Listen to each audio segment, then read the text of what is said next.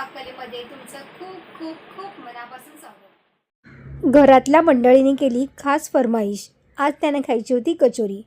पण ही कचोरी आपण गव्हाच्या पिठापासून किंवा मैदा रवा न वापरता केलेली आहे। तरीसुद्धा ही कचोरी एकदम क्रिस्पी आणि खुसखुशीत तयार होते।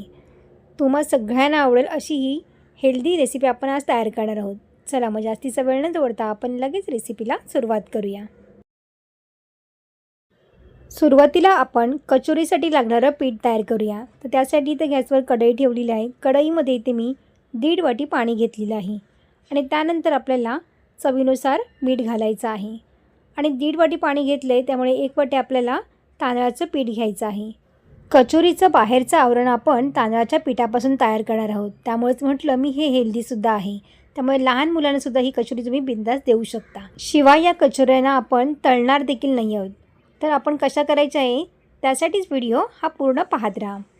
तर आता हे पीठ छान मिक्स झालेलं आहे। आता याला आपण झाकण ठेवून 5 मिनिटं ठेवून द्यायचं आहे। पीठ आपल्याला गरम असताना जसं झाकण ठेवणं खूप गरजेचं आहे, त्यामुळेच कचोऱ्यांना छान आकार देता येतो। तर इथे आपल्याला मसालासुद्धा तयार करून घ्यायचा आहे कचोरीचा। तर त्यासाठी इथे मी कढई ठेवलेली आहे। कढईमध्ये आपल्याला थोडं तेल घ्यायचं आहे। तेल छान गरम झाल्यावरती आपल्याला 1 चमचा यामध्ये धना पावडर घालायची आहे। त्यानंतर एक मी मीडियम साईजचा कांदा बारीक कट करून घेतलेला आहे, तो आपल्याला तेलावरती छान परतून घ्यायचा आहे। कांद्याचा हलका रंग बदलल्यानंतर आपल्याला 1 चमचा यामध्ये बेसन ॲड करायचं आहे। बेसनसुद्धा छान भाजून घ्यायचं आहे, त्याचा कच्चेपण जाईपर्यंत बेसन आपल्याला भाजून घ्यायचं आहे। आणि त्याचबरोबर इथे मी 2 मीडियम साईजचे बटाटे उकडून घेतलेले आहेत, ते आपल्याला किसून घ्यायचे आहेत। किसून घेतल्यामुळे बटाट्याच्या गुठल्या राहत नाहीत। तुम्ही हवं असेल तर मॅशरनीसुद्धा मॅश करून घेऊ शकता। बटाट्याचा तुम्ही हा मसाला जास्त तुम्हाला करायचा असेल ना, तर जास्त क्वांटिटीसुद्धा तुम्ही बटाट्याची घेऊ शकता। बाकीचे साहित्यसुद्धा तुम्हाला त्याचप्रमाणे घ्यायचे आहेत। तर यामध्ये आता आपल्याला काही मसालेसुद्धा ॲड करायचे आहेत। तर मसाल्यामध्ये इथे मी हळद घेतलेली आहे, लाल तिखट मसाला घालायचा आहे आणि त्यानंतर जिरा पावडर घातलेली आहे, थोडीशी बारीक कट केलेली कोथिंबीर घातलेली आहे। आता यामध्ये आपल्याला सगळे साहित्य मिक्स करून घ्यायचं आहे। आपण यामध्ये मीठ घातलेलं नाही आहे, भाजी तयार झाल्यानंतरच आपल्याला यामध्ये मीठ ॲड करायचं आहे, म्हणजे त्याला पाणी सुटत नाही आणि मसाल्यालासुद्धा असा छान बाइंडिंग येते। तर तुम्ही इथे बघू शकता मसाला तयार झालेला आहे। आता गॅस आपला बंद करून घ्यायचा आहे। आता आपण पीठ मळून घ्यायचं आहे। तर पीठ इथे मी एका ताटामध्ये काढून घेतलेलं आहे। पाणी न वापरताच आपल्याला हे पीठ मळून घ्यायचं आहे। सुरुवातीला आपण जे पाणी ॲड केलं होतं ना यामध्ये, ते अगदी परफेक्ट आहे। या पाण्यामध्ये आपल्याला हे पीठ मळून घ्यायचं आहे, म्हणजे छान असं सॉफ्ट तयार होईल। तर इथे आपल्याला थोडंसं तेलाचा हात लावायचा आहे, पीठ छान नरम होईल आणि आपण याची पारी तयार करणार आहोत। तर या पाऱ्यानेसुद्धा क्रॅक जाणार नाही। तर तुम्ही इथे बघू शकता बघा। आता या मसाल्याचे आपल्याला छोटे छोटे बॉल्स तयार करून घ्यायचे आहेत बघा। तुम्हाला जेवढी साईजची कचोरी हवी असेल त्या साईजमध्ये तुम्ही हे बॉल्स तयार करून घेऊ शकता। तर इथे मी मिनी कचोरी तयार करणार आहे, त्यासाठी इथे मी बॉल्स पण ह्या मसाल्यांचे एकदम छोटे छोटे तयार केलेले आहेत।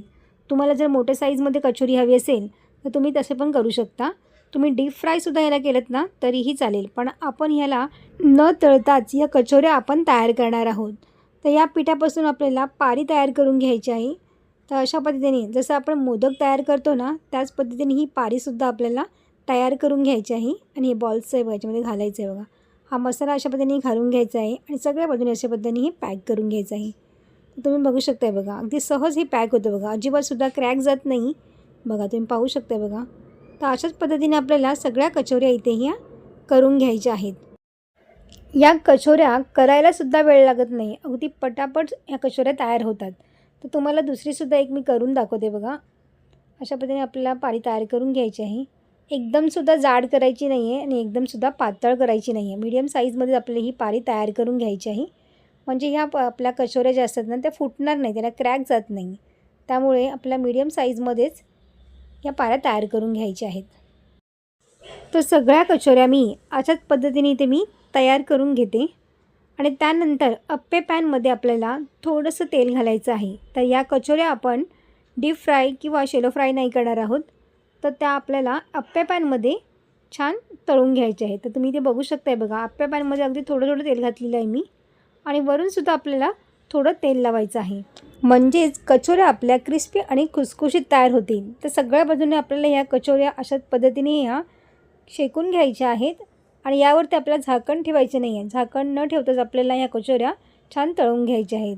तुम्ही ते पाहू शकताय काय मस्त कलर आहे बघा. तर सगळ्या बाजूने आपल्याला अशाच पद्धतीने या शेकून घ्यायच्या आहेत.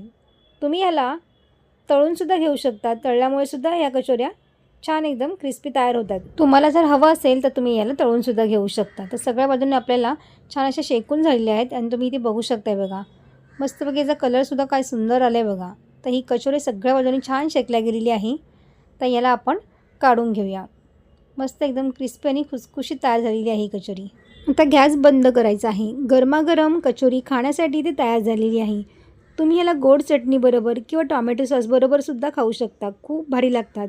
तर अशा पद्धतीने तुम्ही मैदा, गव्हाचं पीठ, रवा न वापरता ह्या हेल्दी कचोऱ्या नक्की ट्राय करून बघा. आणि तुम्हाला ही रेसिपी कशी वाटली मला कमेंट्स करून सांगायला विसरू नका. व्हिडिओ आवडली असेल तर लाईक, शेअर आणि सबस्क्राईब करा. बाजूची बेल आयकॉन पण जरूर प्रेस करा, जेणेकरून जेव्हा पण मी नवीन व्हिडिओ अपलोड करेन त्याची सर्वात आधी नोटिफिकेशन तुम्हाला पाहायला मिळेल. पुन्हा भेटू अशाच एका नवीन रेसिपीमध्ये. तोपर्यंत मस्त खा आणि स्वस्त रहा.